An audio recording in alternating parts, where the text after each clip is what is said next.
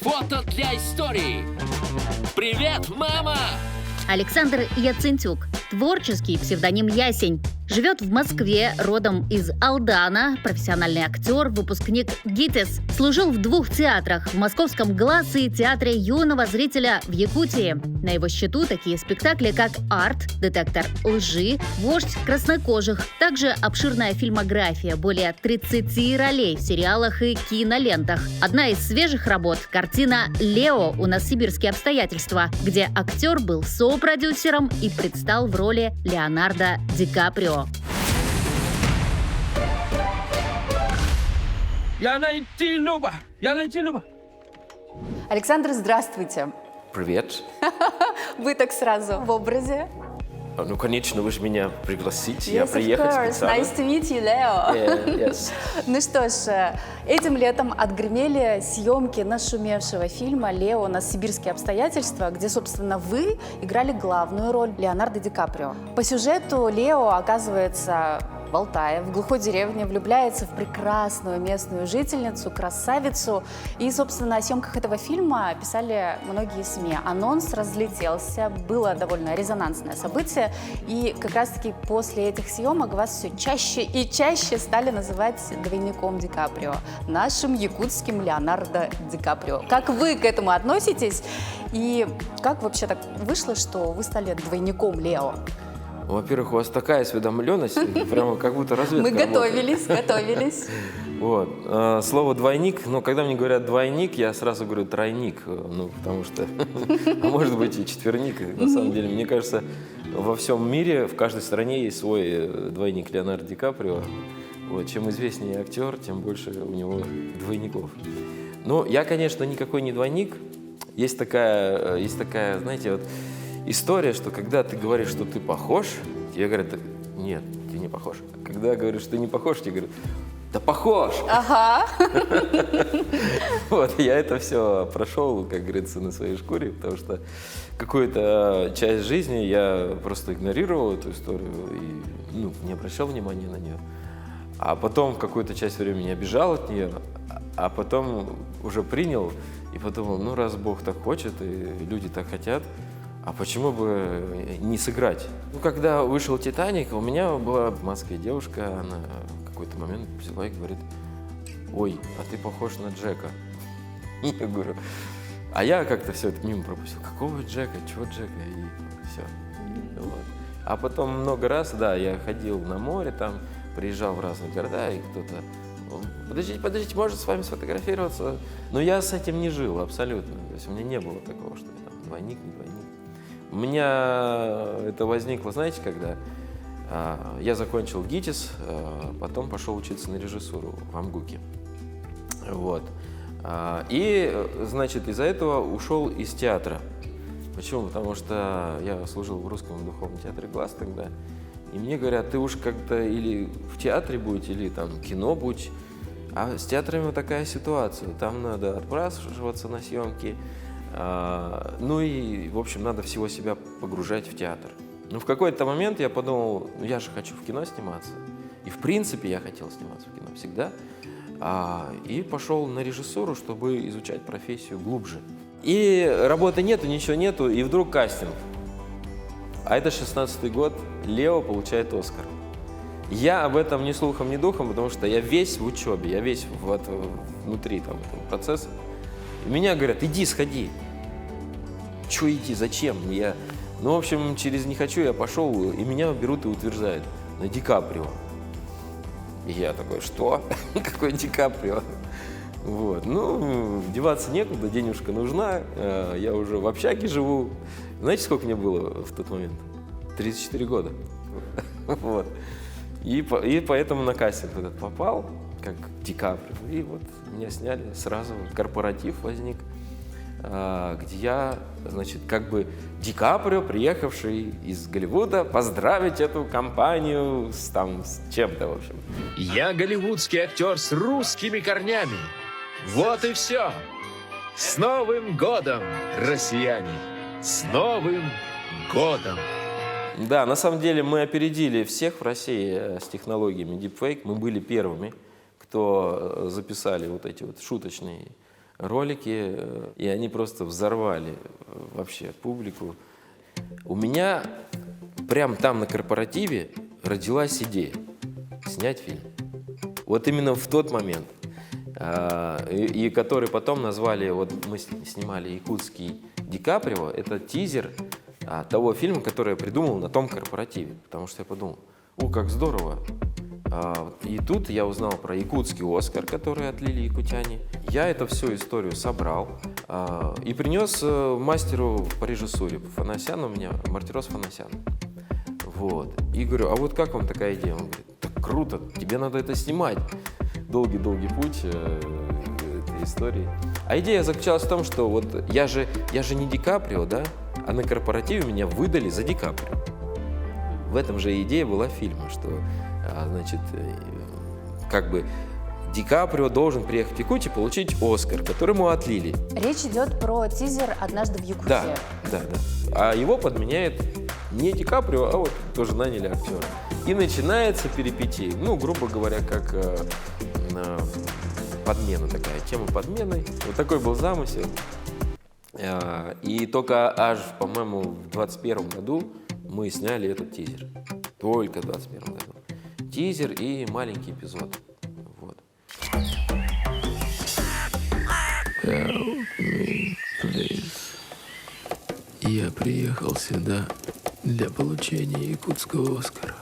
В общем-то, это такой проект дружеский. Принимали участие все те, кто хорошо знает Александра, кто его поддерживает. Поэтому мы пригласили там своих друзей. Я лично пригласила вот Дмитрия Артемьева, да, вот, актера тоже известного в Якутии, народного артиста Республики Саха-Якутия, и пригласила также своих землячек из сообщества вот, женщин якутян-москвичек. Никуда не выезжали, это все мастерство режиссера и оператора, в лице которого выступил Владимир Мун. Мы снимали на улицах Москвы и в самой студии. У нас был «Оскар», там именно идет церемония награждения, вот именно «Оскар», и идет, как сказать, борьба вот между двойниками. Ну, в общем, «Оскар» нашелся в студии, в одной из студий, и мы решили его использовать. Пришелся очень кстати. Но это как статуэтка, просто как сувенир, да. Ну, хорошо сделанный. Якутского не было «Оскара». Якутского, конечно, не было. Тем не менее, у вас есть «Оскар». Да, есть. Точно такой же есть у Леонардо Ди Каприо. Да. Как вы его получили? Расскажите, пожалуйста. Видите, говорят, хороший режиссер всю жизнь снимает один и тот же фильм. Вот, видимо, я снимаю всю жизнь один и тот же фильм. Как я уже говорил, я снимал до этого проект «Однажды в Якутии», да, и он был связан обязательно, конечно, с «Оскаром», который отлили якутяне. И когда мы снимали «Однажды в Якутии», его не было. Вот. А сейчас, когда мне предложили, и мы вместе, я подключился к Лео-Сибирским обстоятельствам, у нас был заявлен другой, значит, из фильма «Титаник», да, «Сердце океана». Я говорю, а как же «Оскар»? Я связался, узнал, кто его отлил, с Александром Павловым, да, Кирге, и говорю, давайте сделаем «Оскар». Он говорит, ну ладно, и к первому дню съемок они отлили нам «Оскар». Абсолютно точная копия того «Оскара», который у Лео. Мы ему сказали, что мы, в принципе, можем изготовить копию. Угу. И вот в прошлом году мы эту копию сделали из латуни, точную копию. И она стояла у нас в якутском магазине. Вот. И люди смотрели, вот, ну, держали даже, сфотографировались и говорили, что вот такой «Оскар» находится у Ди Каприо, да? Когда начались съемки, меня он попросил, Александр, и сказал, можно я вот использую этот «Оскар» во время киносъемки. Ну, мы ему любезно отдали. Он сейчас и этим «Оскаром» пользуется. Во многих мероприятиях он участвует. Вот, поэтому мы рады, что наш «Оскар» до сих пор гуляет по всей России. Вот, и даже снимается фильм про это. Он алданский парень, поэтому мы рады, что вот В Якутии родился такой человек, который уже может выйти на мировой уровень. Уникальная схожесть, можно сказать, с великим артистом. Это тоже очень интересно, и мы, естественно, поддержали его.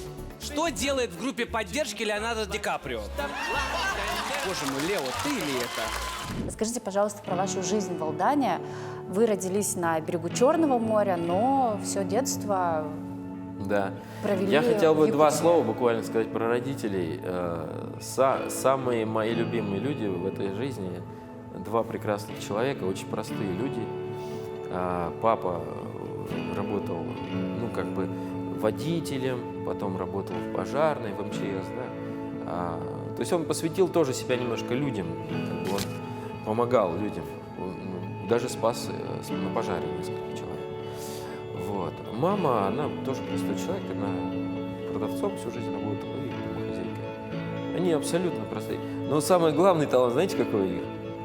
Они полюбили друг друга. Так вот, маме было 16, папе было 17. И когда папа увидел маму, первая мысль, которую он услышал в голове, это моя жена. И слава Богу, что он поверил этой мысли. И появился я. То есть я не хочу там гордиться, но я верю в то, что я дитя любви. И, может быть, отчасти те таланты, которыми Бог наградил, это может быть поэтому. Может быть, нет. Но мне кажется, я им за это очень благодарен. А сам я рос под горой. Там такое место в Алдане, там же горы там у нас. И я назвал еще в детстве, эту гору «Волшебная гора». Я там придумал огромное количество сказок.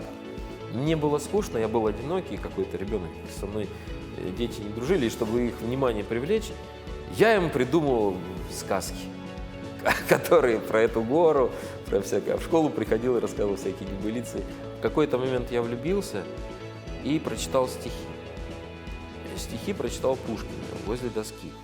И так получилось, что я сам для себя осознал, что я как-то необычно читаю стихи. У меня что-то внутри клокочет. Я чувствовал какие-то вибрации внутри себя. Фантастические. Я совсем все, с этого момента все изменилось. Я получал по русскому и литературе 2 и 3. С этого дня я стал получать только 5. Только. Потому что открылся прям фонтан какой-то мыслей. Я стал философствовать на этих уроках. И меня заметили и пригласили. Там лицей как раз открылся. И у нас был преподаватель, Светлана Васильевна Белоус. Она вела этику, эстетику, риторику, театр. И я у нее впервые сыграл роль Ромео. Вот. Это было 15 лет. Примерно в этот же период Лео уже сыграл Ромео как раз в кино. В Алдане кого не спроси, кто такой Александр Ясень, каждый второй скажет, да мы его знаем. Я родилась, выросла и до сих пор нахожусь здесь. Мой родной город Алдан. Но у нас с ним, разница в возрасте есть, и учились мы абсолютно в разных школах. Я помню, эту историю, он рассказывал о том, как ему дали эту роль, он очень сильно переживал. Но потом эта роль, она действительно была, наверное, каким-то, знаком для него, что ли, что надо идти туда. Как раз, когда я играл Ромео, я был влюблен в девочку. Ее звали Евгения. Единственное, зачем я ходил в школу, чтобы на нее посмотреть. Все. На ее глаза и на всех досках я, как все влюбленные, писал: «Я люблю тебя» в каждом классе. Это была судьбоносная встреча, потому что девушка была старше меня, она уехала учиться, кстати, в Новосибирск, где мы сейчас снимали «Лео. Сибирские обстоятельства». Сколько связей. Вот. А я не пережил этого. Я не мог с этим смириться.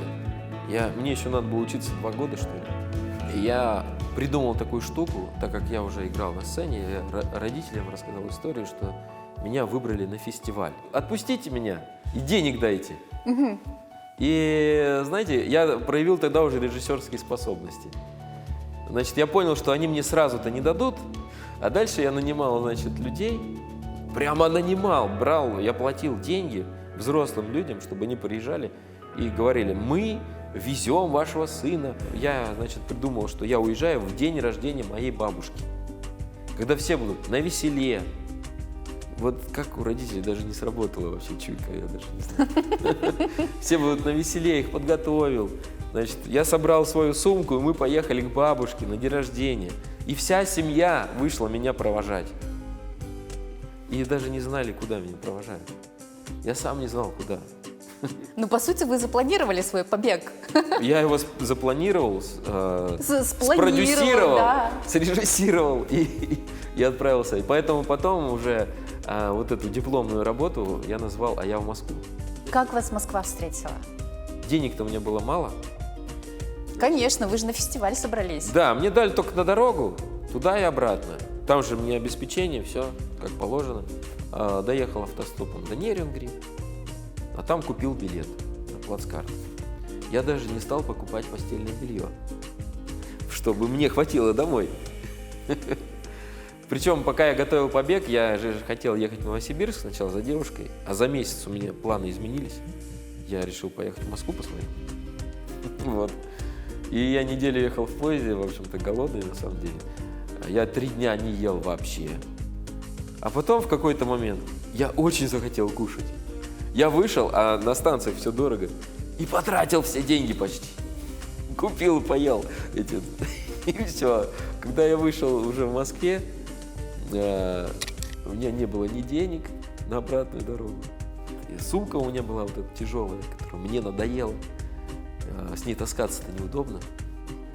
Я в эту мысль материально думаю, вот бы ее не стало, этой сумки. И у меня ее украли. То есть у меня был паспорт в кармане, тапочки, сумку украли. И я такой, о, здорово, так классно. Ну, пацан 16 лет. А теперь буду Москву смотреть. И поехал там, думаю, Китай-город. О, какое интересное название. Что там, китайцы, что ли? Ну, все, наверное, так и думают. Я приехал, там вообще неинтересно ничего, ну и так далее. Но за 3 дня я очень уже и опять и устал, и проголодался, и все на свете. И начал снова писать стихи, а одно из стихотворений там написал типа «Мамочка, забери меня!» И тут я в этом городе, и люди все замкнутые, никто не хочет общаться, мне было одиноко, я попал в какой-то, ну, в общем, какие-то секты, не секты, ну, то есть помотало меня очень сильно. 2 года я вообще болтался по улицам, честно говоря. Вот. А потом какое-то чудо случилось. Я все-таки нашел спасение. Вот, опять я влюбился в какую-то девочку и снова начал писать стихи. Писал стихи, и у меня в этот раз уже пошел поток не просто стихи, а поток с музыкой. И тут мои стихи прочитал один человек, рассказал другому, и через какое-то время мне звонят и говорят, сейчас твою песню споет Полина Гагарина. А она не знала мою песню, просто берет стишок мой. И прям с листа, и раз, я смотрю, вот это да, талантище. Здесь появляется Полина Гагарина! Небо летят птицы в небе, мои мысли тонким чувством сердце отбывают. Что происходит? Я просто не ожидал, что она такая талантливая. Это круто, просто супер. Талантлив ты, талантлив она, и вообще все, вы нашли друг друга. Ну вот, если честно, я не знала, что по приезду в Москву вас жизнь, так скажем, помотала. Мотало еще как. Как выбрались из этих темных лет в вашей жизни? Помогла любовь, помогла поэзия. Я постоянно писал. Я поступаю, отдаю заявление на журфак. Я думаю, ну раз я пишу стихи, значит я пойду научиться на журфак. Только на 5,5 курсе я осознал, что я не туда пришел. И это опять у меня раз срабатывает тумблер, и я такой думаю, блин, да.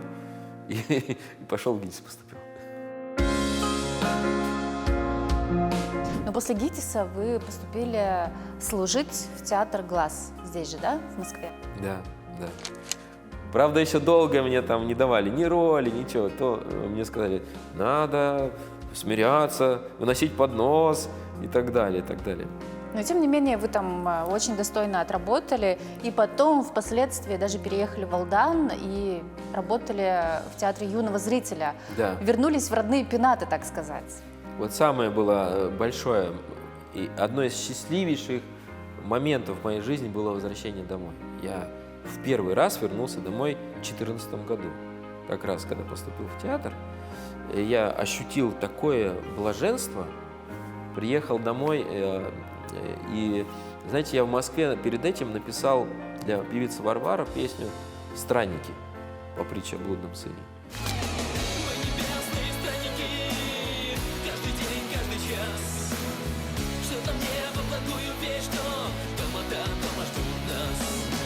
Как раз я зашел в храм, а там притчу читали. И я понял, что притча-то же про меня. Я же блудный сын, я ушел от родителей. Вот. И у меня слезы, и родилась вот эта «Странники» песня. Ну, там вот дверь да порог, соль на столе, белый платок вьется в окне.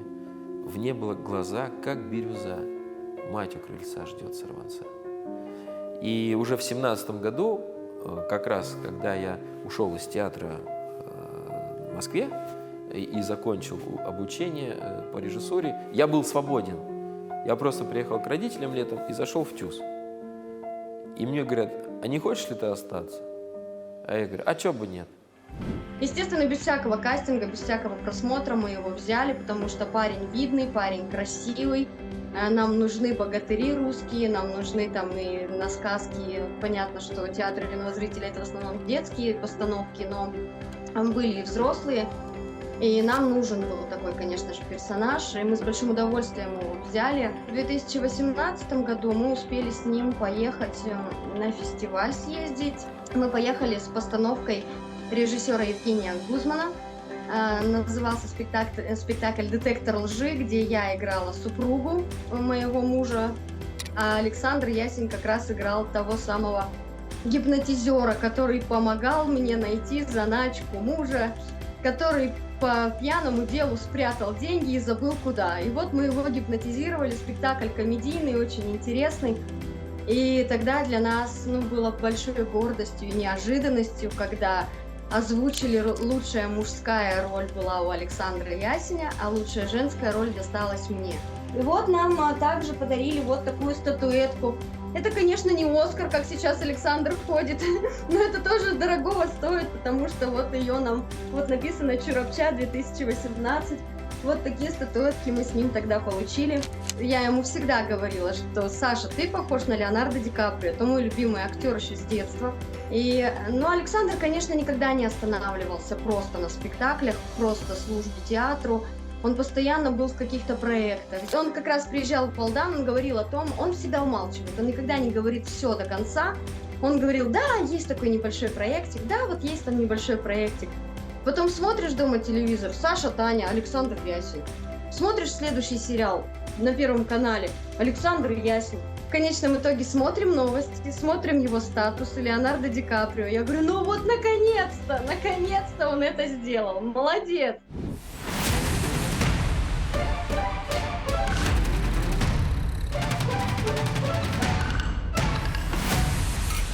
Саша вот приезжал совсем недавно, мы делали досъемки, поэтому фильм еще и в процессе находится активного монтажа, поэтому мы планировали выпустить его в этом году, в конце ноября, думаю. Саша, на самом деле, во-первых, он талантливый.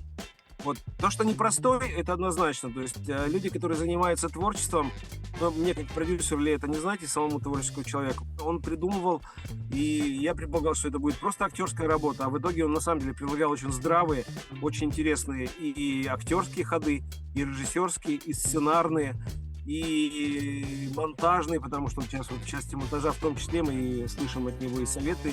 И, вы знаете, я просто увидел, что человек на самом деле очень профессионален. Собирают обстоятельства. Я найти Люба! Вы сейчас живете в Москве, у вас карьера актерская просто на невероятном взлете. Мы желаем вам только удачи. Поделитесь, пожалуйста, своими планами, проектами, кинофильмами, где мы еще вас увидим в ближайшее время. В первую очередь я хочу завершить ту идею, которая есть у меня в голове. Ведь фильм, который я хочу снять, может быть, это будет даже не один фильм, да? Связанный с Якутией, с Оскаром, с Ди Каприо, с двойниками и так далее. Он же не только про то, что не про комедию, да, а он у меня вызывает вопрос некоторый, месседж. А почему на планете Земля в одно и то же время в разных точках мира существуют похожие люди. Может быть, это вопрос Бога к человеку. И этим фильмом, который я хочу снять, да, я хочу дать, может быть, ответ. Мы все одна семья. Мы дети Бога. То есть где бы мы ни были, каких бы мы ни были национальностей, где бы мы ни жили в разных концах света, Бог сообщает нам, что люди, вы же одно целое. И поэтому своим творчеством, своими фильмами и так далее я хочу в планах строить вот эти вот мосты, мост мира, добра. Меня же постоянно перетягивают, да, говорят, да, прикольная идея, давай снимем, но снимем вот здесь, там, на Алтае или в Новосибирске, или там в Сочи или в Крыму. Я говорю, нет, давайте снимем в Якутии, да, потому что это моя родина, и это будет больше, чем просто региональное кино. Оно выведет нас дальше. Мы же будем поднимать общечеловеческие темы. Вот такие планы у меня.